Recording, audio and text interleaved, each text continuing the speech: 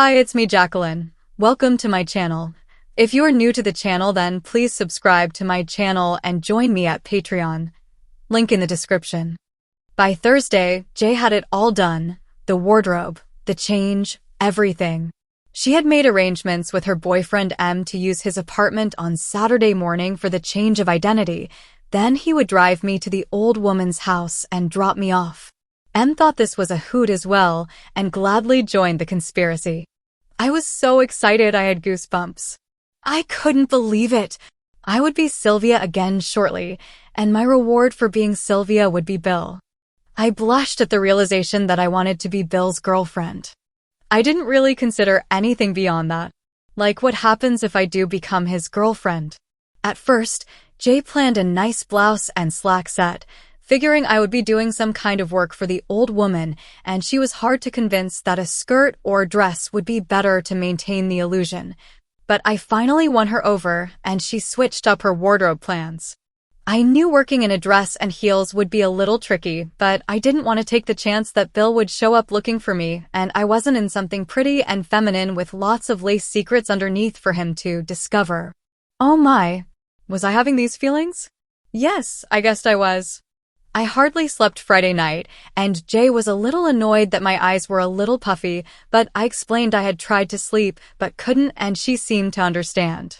Okay, she said, we'll take care of the puffiness with a little extra eye makeup and shadow. I even got you false eyelashes. You're going to look better than you did on Halloween, she proclaimed proudly. I had to catch my breath at the thought. How wonderful. I would be even more attractive to Bill than I was that night. It would be difficult to stop him from trying to kiss me, even if I wanted to. Which I did not. When we arrived at M's, all my, Sylvia's, clothes were laid out in his bedroom, and Jay told me to go dress, and she would do my hair and makeup when I had finished. I knew how to dress myself because of my Halloween experience, and the only difficulty I had was attaching the stockings to my corset garters. Once that was done, the sheer, lace-trimmed petticoat, dress, and strap heels were a breeze. I stepped into the living room, and M and Jay responded to my countenance with approving nods. I felt wonderfully feminine already, and my hair and makeup were yet to be done. Hurry and sit down here. I've got to get back to the house soon, Jay ordered, and I complied, and smoothing my dress, I sat where she indicated. In no more than half an hour, my hair was teased and styled, my makeup done, a light spritz of Jay's perfume, and she was on her way home. M had to wait about an hour before driving me over to the old ladies, and he spent the time watching the morning news reports. I just sat there enjoying being feminine and making sure I sat like a girl with my knees together for modesty. I figured it would be good practice. When M dropped me off and drove away, I suddenly became nervous. I was in a strange neighborhood, in a dress and heels, and no one who was in on my secret was anywhere nearby. I couldn't just stand there, so I steeled myself and climbed the stairs to the old lady's door and knocked. Why, hello, Sylvia. I've been waiting for you, smiled the old lady. By the way, you can call me Miss Miriam, okay? She asked. Okay, Miss Miriam. I responded, noticing that I made just the slightest motion of curtsy without thinking. I was really becoming Sylvia. Come on in, Sylvia, and we'll have some tea and talk about some things I need done. I see you wore a dress today. That's okay, but maybe next week you could wear something more suitable for a little dirty work, she said with a smile. Of course, Miss Miriam. I responded. I really didn't know what to wear, so I wore a dress. Next week I'll wear slacks. I promised. I didn't add that I absolutely had to wear a dress just in case Bill showed up. That's fine, dear. Let's sit in the kitchen. I guess we girls just feel at home in our kitchens, she mused as we made our way to her kitchen through the hallway. I loved the way she included me in the world of women. The way I felt right now, that's where I wanted to be. Well, what we can do today is some shopping. I'd like to stock up my chest freezer, and to be honest, carrying all those groceries wears me out, dear. So that's what you can help me with today, okay? She said in question form, though she was not really asking if that was okay with me. It actually made me nervous. Out all day and about town in my dress? It was both invigorating and a little scary, but I wasn't given the choice, and backing out wasn't an option because I couldn't go to M's to change back till at least 4:30, and it was only 10 a.m. After tea and chatting, we got into Miss Miriam's car and headed off to market. She preferred the old farmer's market outside of town to the huge supermarkets just blocks from her house, so we had a nice ride, and she talked about everything a woman would talk to a girl about. I felt like an inner sanctum door had been opened to me because I was sure she would not talk about being a girl to a boy. If only she knew. We arrived and did her shopping, mostly canned goods with some meats and things for her freezer. No one in the market gave me a second glance. Well, no one except the occasional teenage boy. Those were different kind of second glances, though. Admittedly, when the occasional older boy or even a young man stared at my legs or hips, I got a little nervous, but I stayed right next to Miss Miriam and no one got any bolder than a lewd stare. Guess I was just happy no one suspected my identity switch. All done, I loaded everything into her trunk.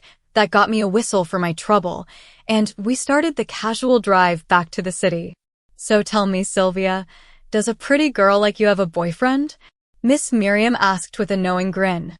I could feel my cheeks flush with embarrassment and not knowing how to respond, just smiled nervously and started smoothing my dress. She noticed my hesitation, but I guess she really was interested and asked me his name. Bill. I blurted out. I hadn't planned on telling anyone about Bill, including Miss Miriam, but she was just so nice and friendly that bits and pieces started blurting out of my mouth uncontrollably. I tried to stop. I met him last weekend, at a Halloween party, and he's very cute and he kissed me. Oh my. Now I knew I had said too much. Young love. Or rather, young infatuation. You're too young to be in love, surely, she said, suddenly turning a little motherly. Well, I guess I am for love or anything, but I really liked it when he kissed me. I responded with a grin, still a hint of blushing on my cheeks. She must have thought that adorable because she said, I know.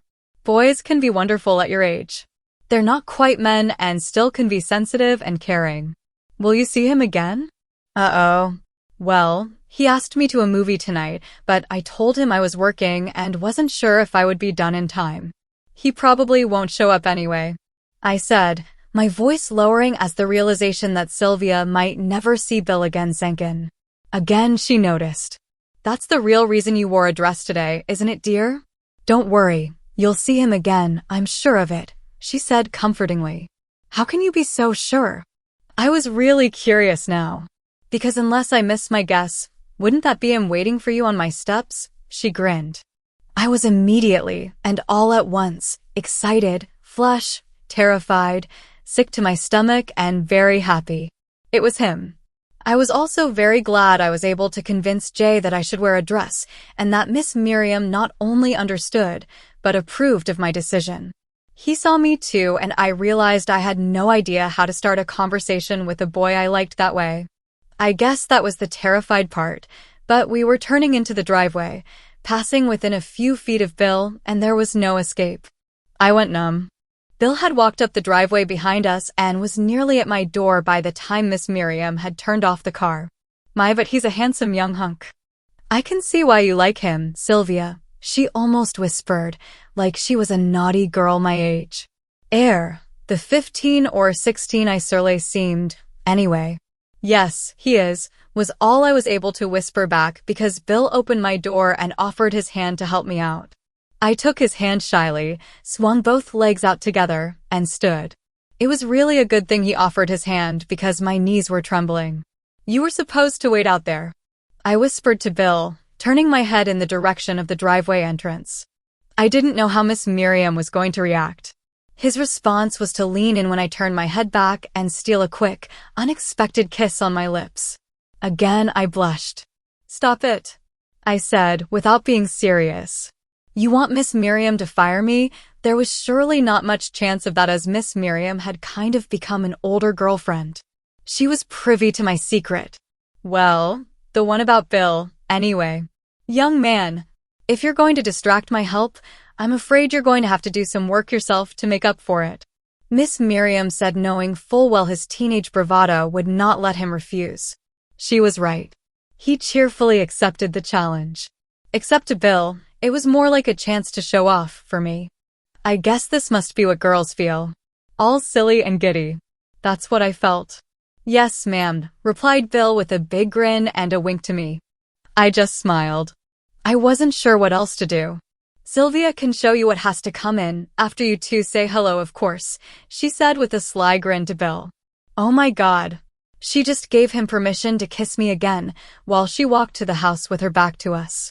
Bill's grin was almost scary as he approached me, still standing by the car door.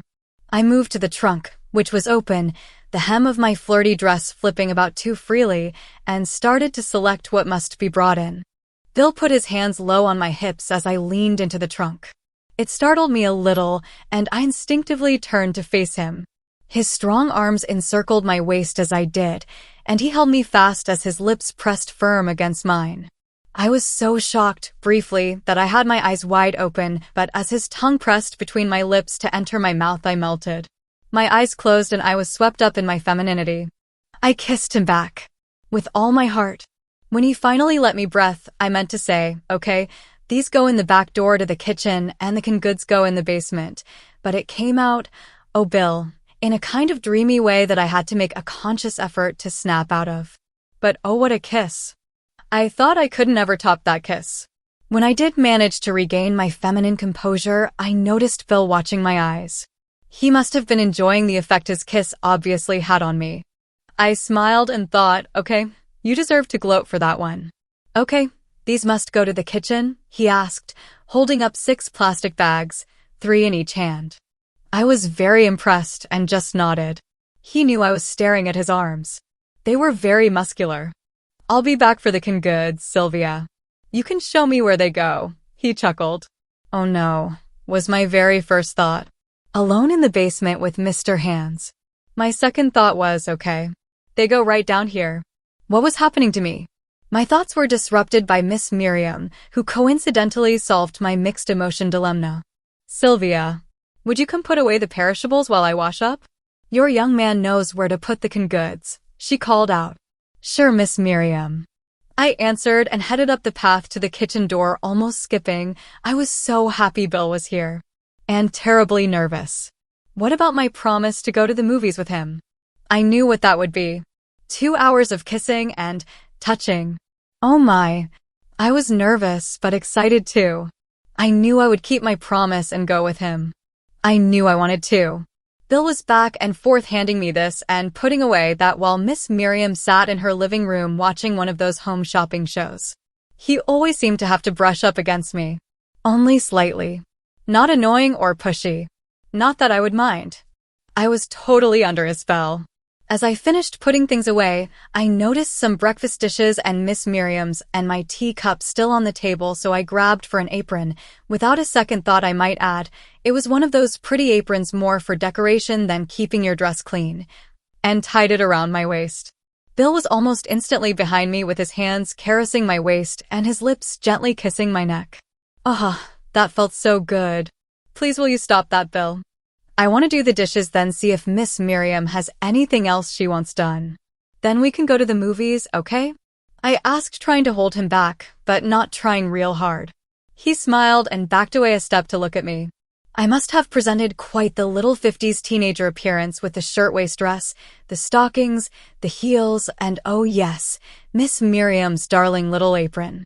The look in Bill's eyes made me proud to be Sylvia. I felt so feminine at the moment that if I never wore pants again, it would be okay with me. No hurry, baby.